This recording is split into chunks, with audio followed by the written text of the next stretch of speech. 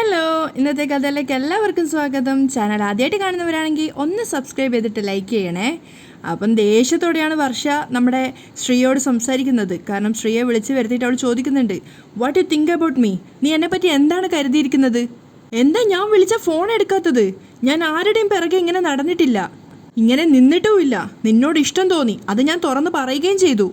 അതിന് നീ വ്യക്തമായ മറുപടി പറഞ്ഞില്ല എന്ന് മാത്രമല്ല, എൻ്റെ ഫോൺ പോലും അറ്റൻഡ് ചെയ്യുന്നില്ല. എന്താ നിന്റെ മനസ്സിൽ? അത് വേറെ വിഷയം ശ്രീകാന്ത് പറയുമ്പോഴേക്കും വർഷ ഇടയിൽ കയറുകയാണ്. വേറെ ഒരു വിഷയവും ഇല്ല, വെറുതെ അതും ഇതും പറഞ്ഞ് ഒഴിഞ്ഞു മാറാൻ നോക്കിയാ കൊന്നു കളയും നിന്നെ ഞാൻ.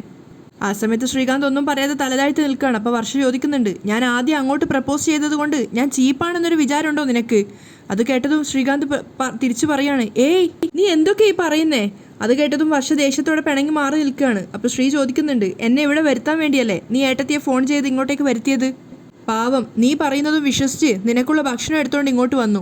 ആ സമയത്ത് വർഷ പറയാണ്, നിന്നെ ഇവിടെ എത്തിക്കാൻ വേറെ വഴി കണ്ടില്ല. നീ എന്താ ഞാൻ വിളിച്ച ഫോൺ എടുക്കാത്തത്? എന്താ നിന്റെ പ്രശ്നം? എനിക്ക് നിന്നെ മനസ്സിലാവുന്നില്ല. ഓരോ തവണയും വ്യത്യസ്തമായ സ്വഭാവത്തിലാണ് നീ പെരുമാറുന്നേ. ചിലപ്പോൾ അടുപ്പത്തോട് സംസാരിക്കും, മറ്റു ചിലപ്പോൾ അവോയ്ഡ് ചെയ്യും. നിന്റെ പ്രശ്നം എന്താ അത് പറ. അപ്പൊ ശ്രീ പറയുന്നുണ്ട്, ഇപ്പൊ നിനക്ക് എന്താ വേണ്ടത്? ഈ ഒളിച്ചു കളി എൻ്റെ അടുത്ത് വേണ്ട. വർഷ ദേഷ്യത്തോടെയാണ് തിരിച്ച് സംസാരിക്കുന്നത്. നിനക്ക് എന്നെ ഇഷ്ടമാണോ അല്ലയോ അത് പറ. ഞാൻ നിന്നെ നിർബന്ധിക്കില്ല, പുറകെ നടന്ന് ശല്യപ്പെടുത്തുകയും ചെയ്യില്ല. നിനക്ക് എന്നെ ഇഷ്ടമല്ല എന്നാണെങ്കിൽ ഇഷ്ടമല്ല എന്ന് എൻ്റെ മുഖത്ത് നോക്കി. അപ്പോഴേക്കും ശ്രീകാന്ത് പറയുന്നുണ്ട്, ഇഷ്ടമാണ്. അത് കേട്ടതും പെട്ടെന്ന് വർഷ തന്നെ ഒന്ന് അമ്പരന്ന് പോയി. അപ്പോൾ ശ്രീ മുഖത്ത് നോക്കി തന്നെ പറയുന്നുണ്ട്, ഇഷ്ടമാണ്. പെട്ടെന്ന് വർഷ ഭയങ്കര ഹാപ്പി ആവുകയാണ്. പരിസരം പോലും മറന്ന് അവൾ സന്തോഷിക്കുകയാണ്. ആ സമയത്ത് ശ്രീ പറയുന്നുണ്ട്, നീ ആരാണെന്ന് അറിയാതെയായിരുന്നു ഞാൻ നിന്നോട് ഫോണിൽ സംസാരിച്ചുകൊണ്ടിരുന്നത്. നിന്റെ മുഖം കണ്ടിരുന്നില്ല, എന്നിട്ടും എനിക്ക് നിന്നോട് എന്തോ ഒരു അടുപ്പം തോന്നിയിരുന്നു. അതൊക്കെ കേട്ട സമയത്ത് വർഷയ്ക്ക് ഒത്തിരി സന്തോഷമാവുകയാണ്. നമ്മൾ തമ്മിൽ കണ്ടതിന് ശേഷം എനിക്ക് നിന്നോടുള്ള ഫീലിങ്സ് കൂടിക്കൂടി വന്നു. ശ്രീ മനസ്സിലുള്ള കാര്യങ്ങളൊക്കെ പറയാണ്. ഞാൻ നിന്നെ എത്രമാത്രം ഇഷ്ടപ്പെടുന്നുണ്ടെന്ന് എനിക്ക് മനസ്സിലായത് നമ്മൾ തമ്മിൽ പരസ്പരം സംസാരിക്കാതിരുന്ന സമയത്താ. എനിക്ക് നിന്നെ അത്രയ്ക്ക് ഇഷ്ടമാണ് വർഷേ. ശ്രീകാന്ത് മനസ്സിലുള്ള കാര്യം പറഞ്ഞതും വർഷ സന്തോഷത്തോടെ പറയുന്നുണ്ട്, ദൈവമേ നിനക്ക് നന്ദി. അപ്പോൾ ശ്രീ കുറച്ച് വിഷമത്തോടെ പറയുന്നുണ്ട്, ഞാൻ കൂടുതലായിട്ടൊന്നും ആഗ്രഹിക്കാറില്ല വർഷ, പക്ഷേ ഇപ്പം ആഗ്രഹിച്ചത് കിട്ടുമോ എന്നുള്ളൊരു പേടിയുണ്ട് എനിക്ക്. അതാ ഞാൻ അകന്ന് മാറി നിന്നത്. അപ്പം വർഷ ചോദിക്കുന്നുണ്ട്, എന്തിനാ പേടിക്കുന്നേ? അറിയില്ല, നമ്മുടെ പേരൻസിനിടയിലുള്ള പ്രോബ്ലം ആണോ കാരണം? വർഷ ചോദിക്കുകയാണ്. അതെ. അപ്പം വർഷ ചിരിച്ചുകൊണ്ട് പറയാണ്, തലമുറകളായിട്ട് ശത്രുത പുലർത്തുന്ന കുടുംബമൊന്നുമല്ല നമ്മുടേത്. അവർ രണ്ടുപേരും ചെറിയ എന്തോ ഒരു വിഷയത്തിൻ്റെ പുറത്ത് തെറ്റി. ആ പ്രശ്നം സംസാരിച്ച് തീർക്കാവുന്നതേ ഉള്ളൂ. രണ്ടുപേരുടെയും പ്രശ്നം തീർക്കാൻ പറ്റും. ഇനി അവരുടെ ശത്രുത മാറിയില്ലെങ്കിലും എനിക്കത് വിഷയമല്ല. എനിക്ക് നിന്നെ ഇഷ്ടാ, നിനക്ക് എന്നെ ഇഷ്ടാ, അത്രയും മതി. വേറെ ഒന്നും ഒരു പ്രശ്നമല്ല എനിക്ക്. അപ്പോഴും ശ്രീകാന്തിൻ്റെ മുഖം തെളിഞ്ഞിട്ടുണ്ടായിരുന്നില്ല. അവൻ ചോദിക്കുന്നുണ്ട്, ഇത് എവിടെ ചെന്ന് അവസാനിക്കും? നമ്മൾ ആഗ്രഹിക്കുന്നത് പോലെ മുന്നോട്ട് പോകാൻ പറ്റുമോ വർഷ? പറ്റും. സന്തോഷത്തിൻ്റെ കൊടുമുടിയിൽ നിൽക്കുക ഞാൻ. ഇപ്പം നീ മറ്റുള്ള കാര്യങ്ങൾ പറഞ്ഞ് എൻ്റെ സന്തോഷം കെടുത്തല്ലേ ശ്രീകാന്ത്? വർഷ പ്രണയത്തോടെ പറയാണ്. അതിനുശേഷം അവൻ്റെ മുഖത്തേക്ക് നോക്കി ചോദിക്കുന്നുണ്ട്, എന്നോടുള്ള ഇഷ്ടം ഇത്രയും കാലം കൊണ്ട് നടന്നല്ലേ കള്ളൻ? ശ്രീ ചമ്മലോടെ നിൽക്കുകയാണ്. ആദ്യം ഞാൻ എൻ്റെ ഇഷ്ടം തുറന്നു പറഞ്ഞില്ലായിരുന്നെങ്കിൽ ഇപ്പോഴും നീ വാ തുറക്കില്ലായിരുന്നല്ലേ? വർഷ ചോദിക്കുന്നുണ്ട്. നീ മനസ്സ് തുറന്ന് എന്നോട് ഇഷ്ടമാണെന്നൊന്നൊന്ന് പറഞ്ഞേ, ഞാനൊന്ന് കേൾക്കട്ടെ. പറഞ്ഞേ, ഞാനൊന്ന് കേൾക്കട്ടെ. ലവ് പോരട്ടെ? യു. അത് കേട്ടതും വർഷ തുള്ളിച്ചാടാണ്. ഏ എന്നിട്ട് ശ്രീകാന്തിനെ കെട്ടിപ്പിടിക്കുന്നുണ്ട്. അപ്പോൾ ശ്രീ പറയുന്നുണ്ട്, എടുത്തി കാണും. പക്ഷെ അവൾ വിടുന്നേ ഉണ്ടായിരുന്നില്ല. എന്ന് പറഞ്ഞ് അവളിങ്ങനെ തുള്ളിച്ചാടുകയാണ്. ശ്രീകാന്ത് എത്ര അകറ്റി മാറ്റാൻ നോക്കിയിട്ടും വർഷ അകന്ന് മാറുന്നില്ല. പക്ഷെ അവളുടെ കണ്ണുകളിലേക്ക് നോക്കിയപ്പോൾ അവൾ അകറ്റി മാറ്റേണ്ടായിരുന്നു എന്ന് ശ്രീകാന്തിനും തോന്നുകയാണ്. വർഷ വീണ്ടും കെട്ടിപ്പിടിച്ച സമയത്ത് അവനും അവളെ കെട്ടിപ്പിടിക്കുന്നുണ്ട്. അവർ രണ്ടുപേരും പരസ്പരം പ്രണയത്തോടെ ആലിംഗനം ചെയ്ത് നിൽക്കുകയാണ്. അതേസമയം സുധി ഓഫീസിൽ എന്ന് പറഞ്ഞ് പോയിട്ട് തിരിച്ച് വീട്ടിലെത്തിയിട്ടുണ്ടായിരുന്നു. അവൻ ബെഡിൽ കിടന്നുകൊണ്ടിരിക്കുമ്പോഴാണ് വളരെ ടയേർഡായിട്ട് ശ്രുതി അങ്ങോട്ടേക്ക് വരുന്നത്. ആഹാ, സുധി ഇന്ന് നേരത്തെ വന്നോ? ഇല്ല, ഞാനിപ്പോൾ വന്നതേ ഉള്ളൂ, നീ ഇവിടെ ഇരിക്കേ എന്ന് പറഞ്ഞ് ശ്രുതി അവിടെ പിടിച്ചിരുത്തുകയാണ്. അല്ല, നിന്റെ മുഖം എന്താ വല്ലാതിരിക്കുന്നേ?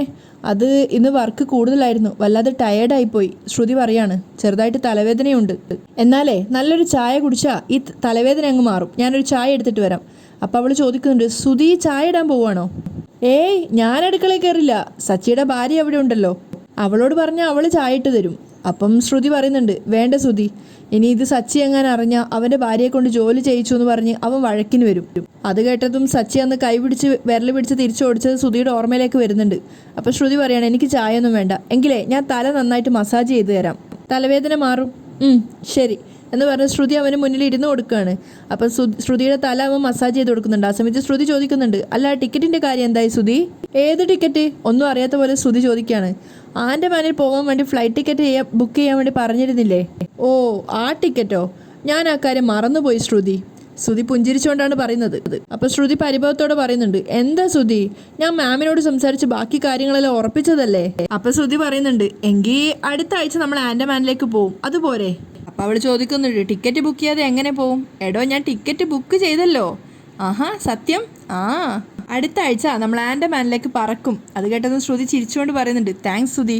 എന്നോട് എന്തിനാ താങ്ക്സ് പറയുന്നേ? ഒരു മിനിറ്റേ. ശ്രുതി എഴുന്നേറ്റിട്ട് അലമാരയിൽ നിന്ന് ഒരു ബാഗ് എടുക്കാൻ വേണ്ടി പോവാണ്. അതിനുശേഷം കുറച്ച് പണം എടുത്തുകൊണ്ട് വന്നിട്ട് ശ്രുതിയുടെ കയ്യിലേക്ക് കൊടുത്തിട്ട് പറയുന്നുണ്ട്, ദേ, ടിക്കറ്റ് ബുക്ക് ചെയ്തിട്ട് ബാക്കി വന്ന കാശ ഇത് ശ്രുതിയുടെ കയ്യിലേക്ക് വെച്ചോ. അത് കണ്ടത് ശ്രുതിക്ക് ഭയങ്കര സന്തോഷമാവാണ്. അവൾ പറയുന്നുണ്ട്, സന്തോഷമായി ശ്രുതി, ഞാൻ ജോലി ചെയ്തിട്ട് ഈ കൈ കൊണ്ട് ഒരുപാട് സാലറി വാങ്ങിയിട്ടുണ്ട്. അതിനേക്കാളൊക്കെ വലുതാ എൻ്റെ കയ്യിൽ ഇപ്പം ശ്രുതി വെച്ച് തന്ന ഈ കാശ്. സന്തോഷമായി ശ്രുതി. അവൾ മനസ്സ് നിറഞ്ഞാണ് പറഞ്ഞത്. അപ്പോൾ ശ്രുതി ചോദിക്കുന്നുണ്ട്, അല്ല ഇതിലെന്താ ഇത്രമാത്രം സന്തോഷിക്കാനുള്ളത്? അത് ഞാൻ ചോദിക്കാതെ തന്നെ ആദ്യമായി കിട്ടിയ സാലറി ശ്രുതി എനിക്ക് കൊണ്ടുവന്ന് തന്നില്ലേ? ഇതിൽ പരം സന്തോഷം എന്തുണ്ട്? എൻ്റെ നിർബന്ധം കാരണാ ശ്രുതി ഈ ജോലിക്ക് പോയത്. എനിക്ക് വേണ്ടി കുറച്ച് ദിവസം പോയതിനു ശേഷം എന്തെങ്കിലും കാരണം പറഞ്ഞ് ശ്രുതി ആ ജോലി ഉപേക്ഷിക്കുന്ന ഞാൻ കരുതിയത്. പക്ഷേ ശ്രുതി അങ്ങനെ ചെയ്തില്ല. ഇപ്പം എന്താ ആദ്യ മാസത്തെ ശമ്പളം വാങ്ങിയിരിക്കുന്നു. അപ്പം ശ്രുതി ചെറുതായിട്ടൊരു ഇതിൽ പറയുന്നുണ്ട്, അത് പിന്നെ ഇതൊരു താൽക്കാലിക ജോലിയായിട്ടാണ് ഞാൻ കരുതുന്നേ. എപ്പോൾ വേണേലും ഞാൻ അവിടുന്ന് മാറും. ഇതിനേക്കാളും വേറൊരു നല്ല ജോലി കിട്ടിയാൽ ഞാൻ അവിടുന്ന് വേഗം തന്നെ മാറും. പെട്ടെന്ന് തന്നെ ശ്രുതി പറയുന്നുണ്ട്, അതൊന്നും വേണ്ട ശ്രുതി, ഈ ജോലിയിൽ തന്നെ ശ്രുതിക്ക് നല്ലൊരു ഭാവിയുണ്ട്. കുറച്ച് വർഷം കഴിഞ്ഞാൽ ശ്രുതി സ്വന്തമായിട്ടൊരു കാർ ഷോറൂം തുടങ്ങും. ശ്രുതിക്ക് അത്രമാത്രം ടാലൻ്റ് ഉണ്ട്. അവൾ അഭിമാനത്തോടെ പറഞ്ഞിട്ട് കാശ് അലമാരയിൽ വെക്കാൻ പോവാണ്. ആ സമയത്ത് ശ്രുതി ചിന്തിക്കുന്നുണ്ട്, ടാലൻറ്റോ? എനിക്കോ? അത് കഴിഞ്ഞ് വന്ന് ശ്രുതി പറയുന്നുണ്ട്, വന്നപ്പോൾ ഞാൻ വളരെ അപ്സെറ്റ് ആയിരുന്നു. എന്നാൽ ശ്രുതി ആൻഡമാനിലേക്കുള്ള ടിക്കറ്റ് എടുത്തു, സാലറി എൻ്റെ കയ്യിൽ തന്നു, എൻ്റെ തലവേദനയൊക്കെ മാറി, ഞാനിപ്പോൾ ഫ്രഷ് ആയ പോലെ തോന്നുന്നു. സന്തോഷമായി എനിക്ക്. താങ്ക്സ് ശ്രുതി. ഞാൻ ശ്രുതിക്കൊരു ഗിഫ്റ്റ് തരട്ടെ? ഗിഫ്റ്റോ? എന്ത് ഗിഫ്റ്റ്? ശ്രുതി ചോദിക്കുകയാണ്. അപ്പോഴേക്ക് ശ്രുതി അവൻ്റെ കവിളിലൊരു ഉമ്മ കൊടുക്കുന്നുണ്ടായിരുന്നു.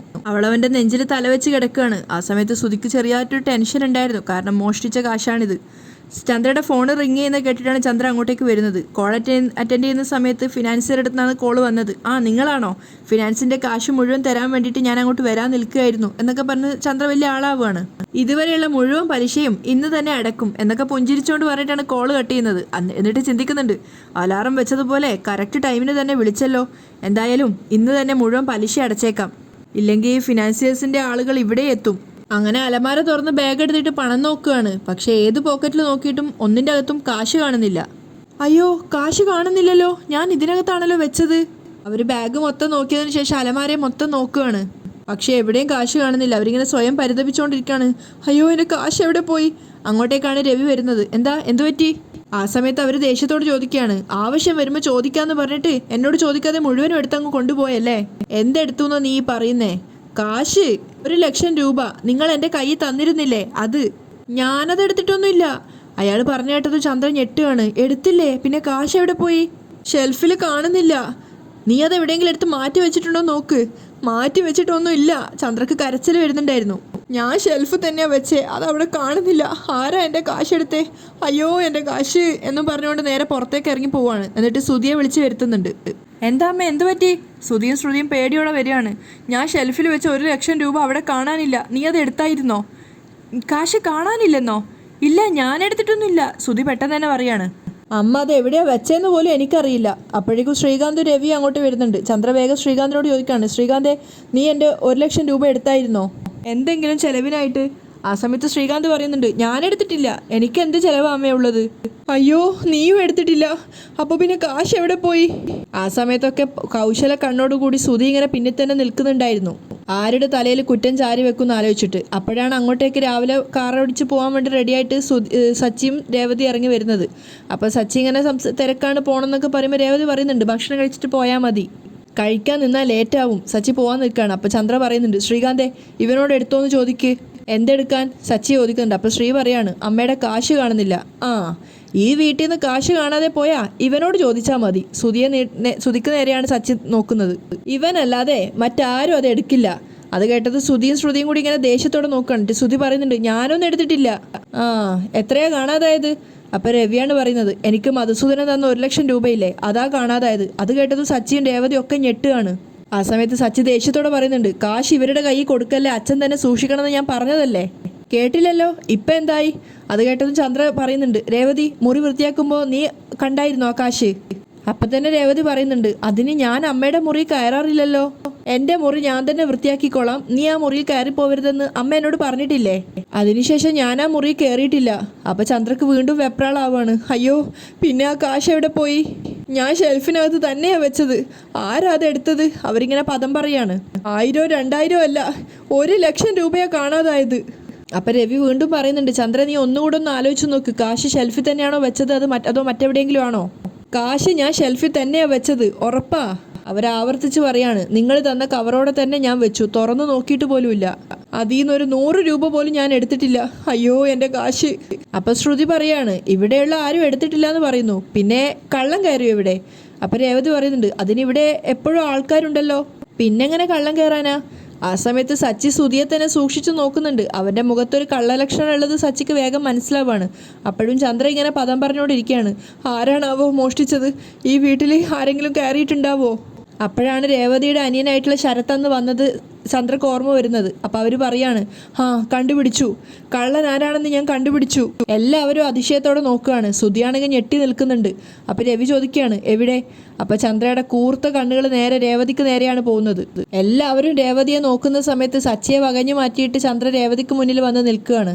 നിന്റെ അനിയനാ കാശ് മോഷ്ടിച്ചത്, രേവതിയുടെ മുഖത്ത് നോക്കി പറഞ്ഞത് രേവതി ഞെട്ടിപ്പോയി. സച്ചിയാണെങ്കിൽ ദേഷ്യം പിടിച്ച് വപ്പ് കടിക്കുകയാണ്. രവി വിചാരിക്കുന്നുണ്ട്, ഇതിവളെ അവസാനം ഇവിടെ തന്നെ കൊണ്ടെത്തിച്ചത്. പക്ഷെ സുധിക്ക് അപ്പോഴാണ് ആശ്വാസമായത്. ആരുടെ തലയിലാണ് കൊണ്ടുവെക്കാന്ന് സുധി ഇങ്ങനെ ആലോചിക്കുമ്പോഴാണ് അമ്മയായിട്ട് തന്നെ ഒരു ഐഡിയ ഉപദേശിച്ചു കൊടുത്തത്. അപ്പം രേവതി പറയുന്നുണ്ട് കണ്ണ് നിറഞ്ഞുകൊണ്ട്, അമ്മേ വായി തോന്നിയതൊന്നും അങ്ങനെ വിളിച്ച് പറയല്ലേ, എൻ്റെ അനിയൻ നിങ്ങളുടെ കാശ് എടുത്തിട്ടൊന്നുമില്ല, അവൻ അങ്ങനെ ചെയ്യൊന്നുമില്ല. ആ സമയത്ത് ചന്ദ്ര പറയുന്നുണ്ട്, കള്ളനാ അവൻ, കള്ളൻ.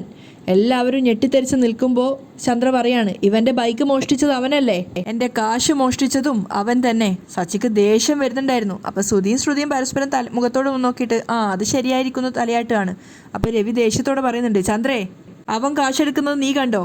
ഇല്ലല്ലോ, ചുമ്മാ ഓരോന്ന് വിളിച്ച് പറയല്ലേ, അവൻ തന്നെ എടുത്തത്. ആരും ഇല്ലാത്ത സമയം നോക്കി വീടിനകത്ത് കയറി അവൻ. ഞാൻ വന്നപ്പോഴുള്ള അവൻ്റെ പരിങ്ങൽ കണ്ടപ്പോഴേ എനിക്ക് സംശയം ഉണ്ടായിരുന്നു, അവൻ എന്തൊക്കെയോ ഇവിടുന്ന് എടുത്തിട്ടുണ്ടെന്ന്. രേവതി നിറഞ്ഞ കണ്ണുകളോട് സച്ചിയെ നോക്കുകയാണ്. അപ്പോഴേക്കും സുധി കയറി പിടിക്കുന്നുണ്ട്, അതെ അതെ അച്ഛാ, അമ്മ പറഞ്ഞത് ശരിയാ, അവൻ തന്നെയാ കാശെടുത്തത്. അപ്പോൾ രേവതി സങ്കടത്തോടെ നോക്കുകയാണ്. സച്ചിക്ക് ദേഷ്യം വരുന്നുണ്ട്. ശ്രീയും പറയുന്നുണ്ട്, ഏട്ടൻ കണ്ടോ അവൻ കാശെടുക്കുന്നത്? അത് ബുദ്ധിയുള്ളവർക്ക് ഊഹിക്കാലോ, വെറുതെ ഊഹിച്ച് പറയല്ലേ ഏട്ടാ, ശ്രീകാന്ത് പറയാണ്. അപ്പോൾ സുധി പരിങ്ങലോടെ പറയുന്നുണ്ട്, പിന്നെ കാശ് എവിടെ പോയി? അത് ആരും കാണാതെ ഈ വീട്ടിൽ നിന്ന് നടന്നു പോയോ? അപ്പോൾ സച്ചി പറയാണ്, അതിന് നടന്നു പോവാൻ വിടുവോ നീ? പിടിച്ച് പോക്കറ്റിലാക്കിയില്ലേ? ചുമ്മാ മറ്റുള്ളവരുടെ തലയിലിടരുത്, കാശ് എടുത്തത് ഇവൻ തന്നെയാ, ഒരു സംശയവും വേണ്ട. അപ്പോൾ സുധി പരിങ്ങലോട് പറയുന്നുണ്ട്, അച്ഛാ ഞാനൊന്നുമല്ല, സച്ചി വെറുതെ ഓരോന്ന് വിളിച്ചു പറയാ.